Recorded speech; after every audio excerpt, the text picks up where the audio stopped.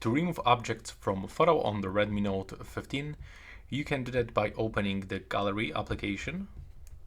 And over here, just pick this photo that you want to edit. In my case, I will go for this one.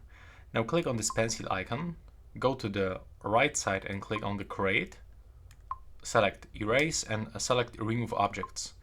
Now you can also zoom in if you want. So I will try to remove this part and select manually. This is my recommendation, and let's draw around this one. So I want to remove this part.